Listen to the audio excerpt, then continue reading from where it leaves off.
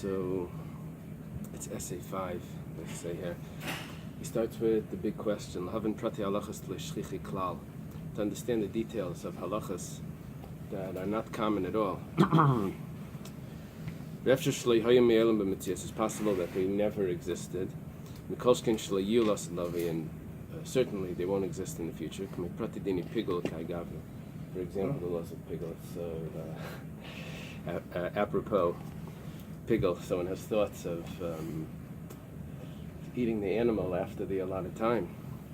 Who's going to make that mistake after Mashiach comes? It's known that everything that's forbidden in the world, it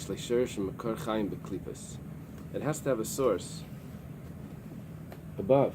It has a source in the impure, in the klipa. Because if not, it couldn't exist without a sustenance from above. Everything.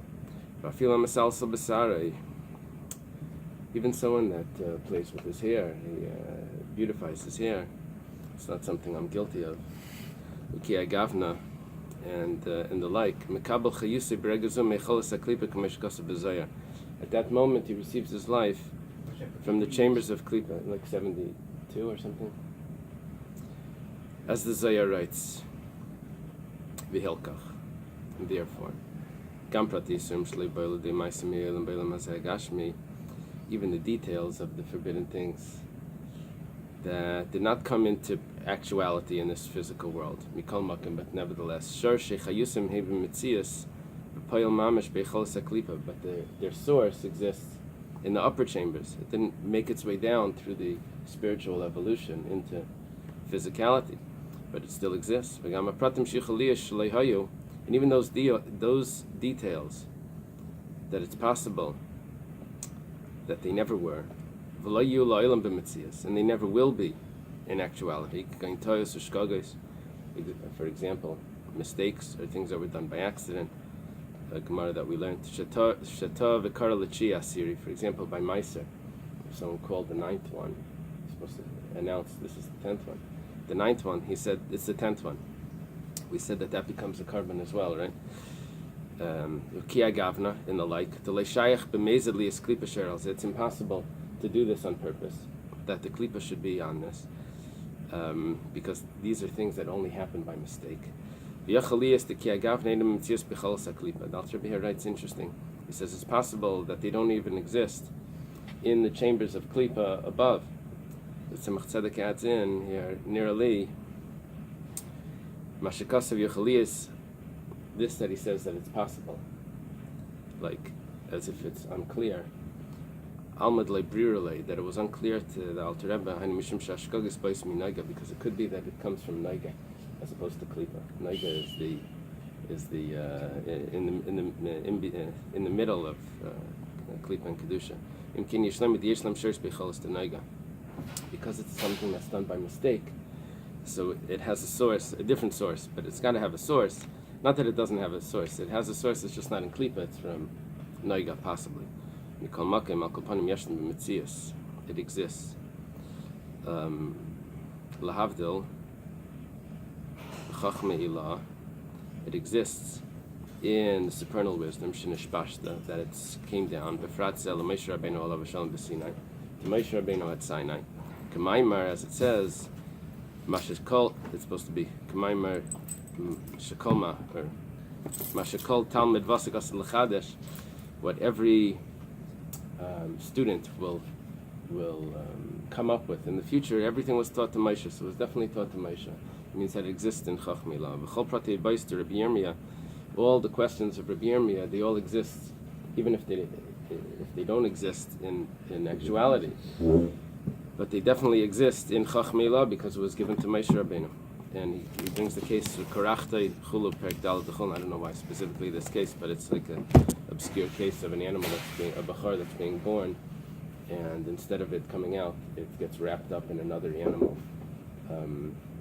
In a female animal, so it comes out two animals together, and it didn't really open the womb because it's surrounded by another animal. Or that's one pshat. The other pshat in that Gemara is that it's the animal, the farmer that's taking it out, is taking it. He is wrapping it up before it comes out somehow. So ki hespashtus chach miloi b'chinas ein seif hamalubash b'payil mamish, because the spreading out of chach milah is the infinite that's enclosed in it. V'chol prat halacha husar nimshach michach milah. Every detail of the halacha is a hair that's drawn from chach milah, like as if hairs from the head. That it says the Yasud Brata, the Chachma is the foundation for Malchus. Malchus is the Teresh Malpan. Bratim is the daughter. Malchus is like the daughter. Malubishba, and it's enclosed in it. Nimshach Maslabish Babian for Malchus. It spreads out to the lower worlds. B'noida. And it's known, Ki Yinikas Klipas Mecharayim B'yitzvirs the Kedusha, that the sustenance of the Klipa comes from Kedusha.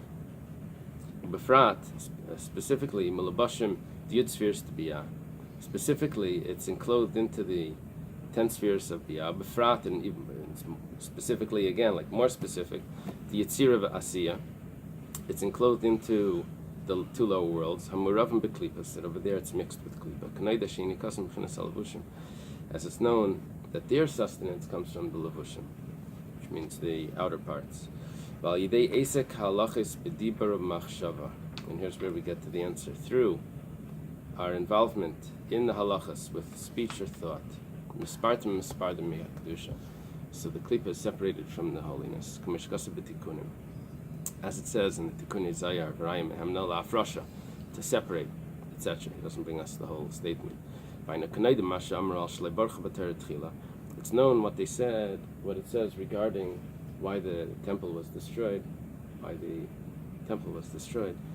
because he didn't say blessings on the Torah. Actually, he says why the land was destroyed. Why the land was destroyed, because he didn't say the blessings on the Torah first. And over there it explains this concept, that the way that the klipa is separated is through the infinite light of Hashem from Chach Milah is being enclosed in these halachas. So the higher light comes down, and that helps the separation of the klipa from the kedusha, the mixture. With Chachma it is clarified through the Arin Seif of it. How does this hamshacha take place? In other words, the separation of klipa and kedusha. Nasal yidei diyukane elyon shaladam ma'isek amken balachas elo takes place through the higher man of the person that's involved in studying these laws. So this takes place through the person studying down here, and his corresponding above draws down the light in its source in Malchus of Zah of Biyah. For this we can understand why every soul needs to complete all 613 mitzvahs in thought, speech, and action. These are all the details of the laws. The soul needs to come down again to reincarnate, to be able to finish all these laws. In order to clarify, which means to refine, to separate the holy from the impure from the pure, which is the 288 sparks that were mixed up from Tayo, which this 613 mitzvahs would be the full image of a man. Tayag b'chinas klal sepratis, the 613 aspects in general and in detail.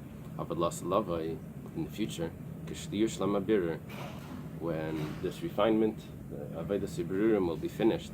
Yesek hatera. What will the toiling of Torah be? B'chinas asay tov levad, only with performance of good. Lahalis anaran lamayla mayla adein saif, just to go higher and higher until the infinite. The Gam B'shasal say, what about the negative commandments? What's that going to be? B'sharshan lamayla, also to go up.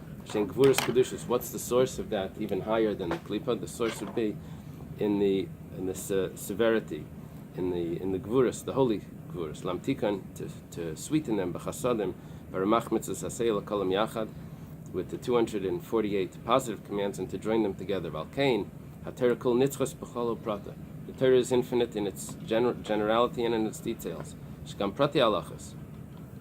Even the details, the shasal say of the 365 negative commands, these are branches of the generality. V'yesh l'kulam sherish l'mayla, v'hegvurs de kedusha. They all have a source in the 5 severities of holiness. Just like this 365 Lysis himself above, these are considered the blood that gives life to the limbs of the Kalim of Zah. Okay. You want to start this over?